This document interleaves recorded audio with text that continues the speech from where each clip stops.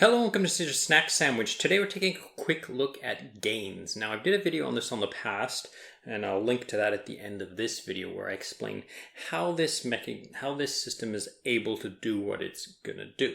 But today I just want to kind of show you actually how to do what it can do, like actually make some trades on this protocol.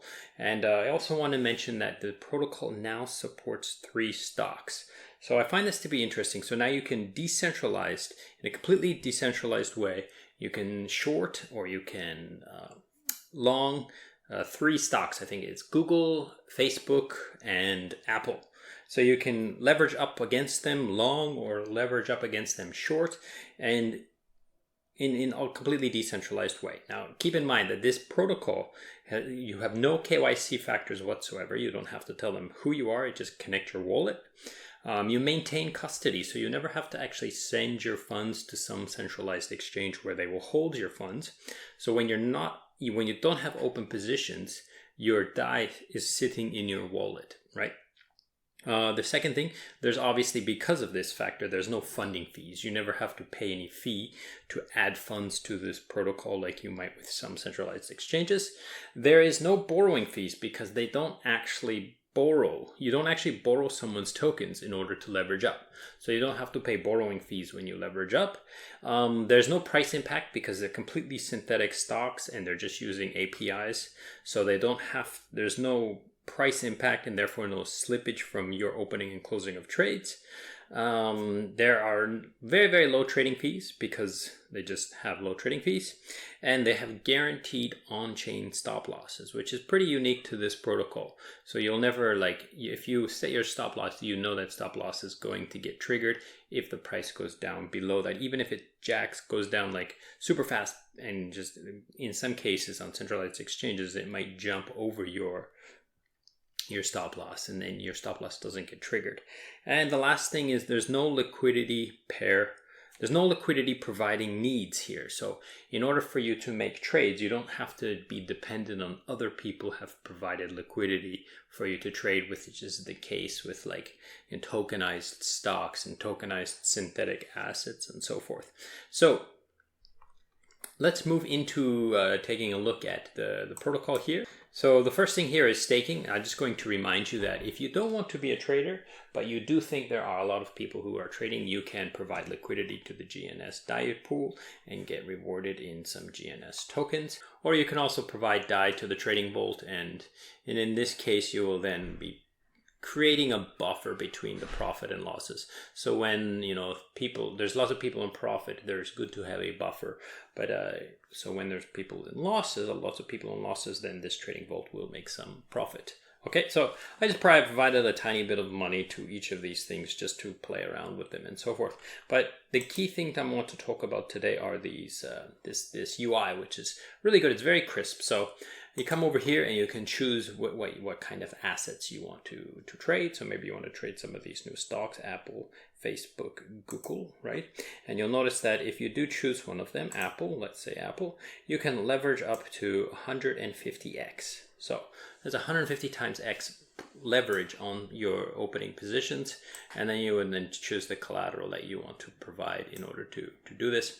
I'm not going to do stocks today, but I'm going to show you how to open a position on ApeCoin here. So now let's say I think that the price is going to go up, or I think it's going to go down.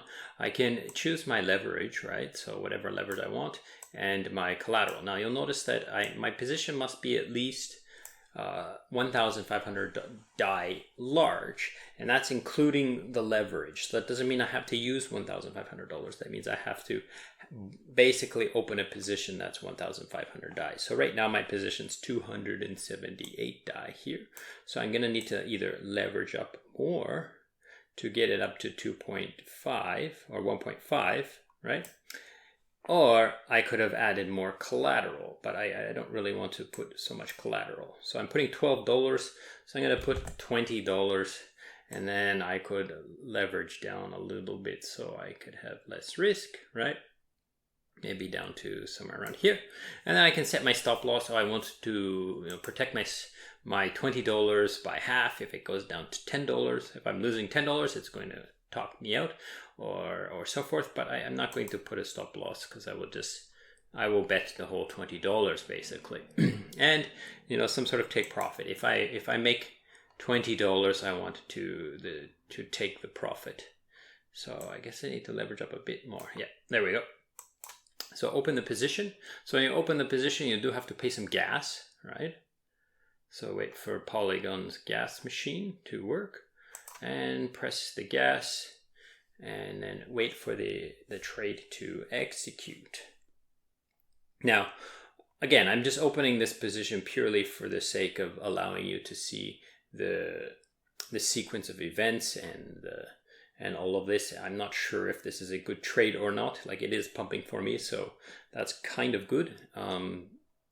However, I'm not sure if, like see it opened at the position at when it actually executed. So it would have been nicer to execute a little bit down here. But anyhow, so I'm open here, I'm long here, and my take profits up there. They will execute on their own at, if they are triggered. And then also down here, I can see my open position. I can click on it and get the relevant data and so forth. Now, like I said, I'm just going to let this thing ride.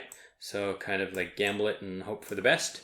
But the key aspect here is that you can currently trade cryptocurrencies, Forex, and stocks, okay, which is all pretty interesting. So if you want to short the Apple, you can just come over here, short it, and think, oh, Apple's gonna dump in the next couple days or next hours or minutes. This is a minute chart, and it is live, as you can see, moving back and forth based on trades.